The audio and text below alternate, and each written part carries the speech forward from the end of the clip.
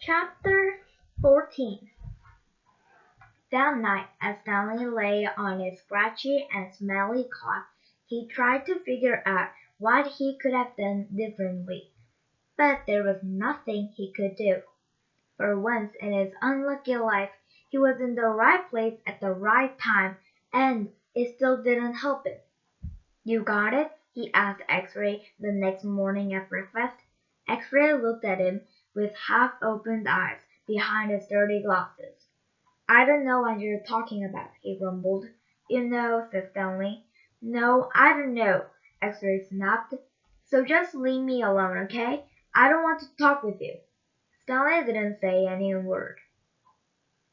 Mr. Sir marched the boys out to the lake, chewing sunflower seeds along the way and spitting out the shells. He scraped the ground with his boot heel to mark where each boy was supposed to dig. Stanley stamped down on the back of the blade of the shovel, piercing the hard, dry earth. He couldn't figure out why X-Ray snapped at it. If he wasn't going to produce the tube, why did he make Stanley give it to him? He was just going to keep it. The tube was gold in color, but Stanley didn't think it was real gold. The water truck came a little after sunrise. Stanley had finished his last drop of water and stepped out of his hole. At this time of day Stanley sometimes could see some distant hills or mountains on the other side of the lake. They were only visible for a short while and would soon disappear behind the haze of heat and dirt. The truck stopped, and a dust cloud drifted past it. X-Ray took his place in the front of the line. Mr. Pendenski filled his canteen. "Thanks, Mom," X-Ray said. He didn't mention the tube. Mr. Pendenski filled all the canteens, then climbed back into the cab of the pickup.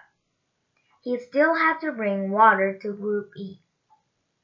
Stanley could see them digging about 200 yards away. "Mr. Pendenski!" X-Ray shouted from his hole. "Wait, Mr. Pendenski! I think I might have found something." The boys all followed Mr. Pendenski as he walked over to X-Ray's hole. Stanley could see the gold tube sticking out of some dirt on the end of X-Ray's shovel. Mr. Pendenski examined it and took a long look at its flat bottom. "I think the Warden is going to like this." "Does X-Ray get the day off?" asked Squid.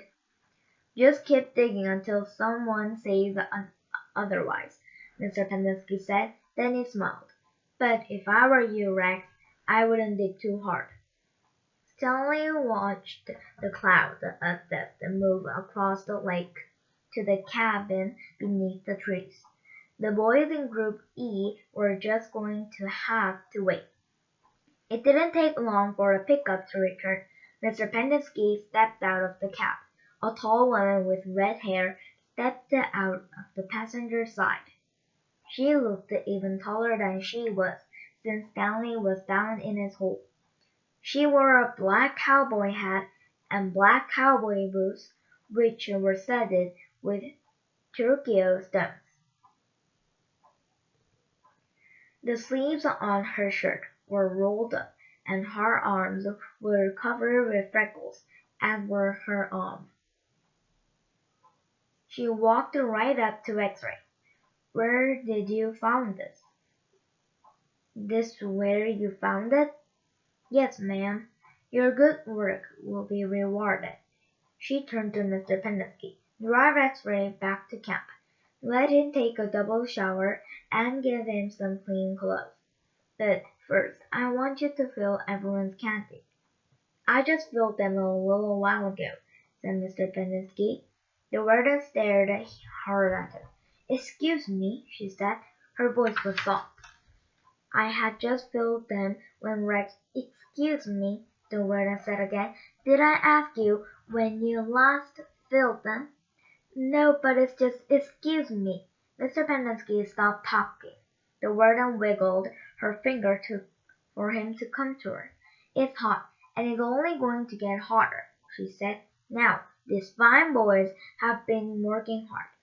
Don't you think it might be possible that they might have taken a drink since you last filled their canteens? Mr. Pendenski said nothing. The warden turned to Stanley. Caveman, will you come here, please? Stanley was surprised she knew his name. He had never seen her, until she stepped out of the truck. He didn't even know the warden was a woman. He nervously went toward her. Mr. Pendenski and I have been having a discussion. Have you taken a drink since Mr. Pendenski last filled your canteen? Stanley didn't want to cause any trouble for Mr. Pendenski.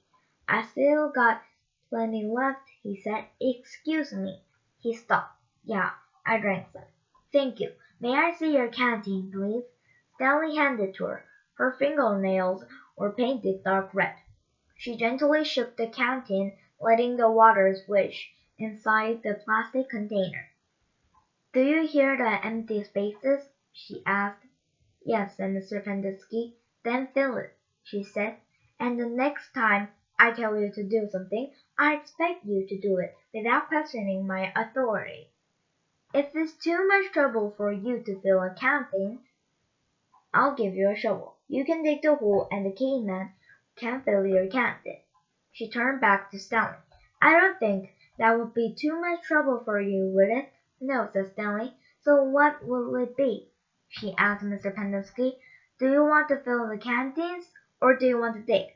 I'll fill the canteens, said Mr. Pendenski. Thank you. And that is the end of chapter 14.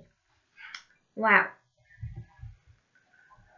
For me, I actually thought Warden was a man, supposedly, because Mr. Pendenski is a man and everyone in the camp is boys. So I thought it was a man, but it's a woman. Wow. That's one thing I got surprised. And the second thing is why is Mr. Pendenski acting like that to Warden? I don't know. See you next time with chapter 15. Bye.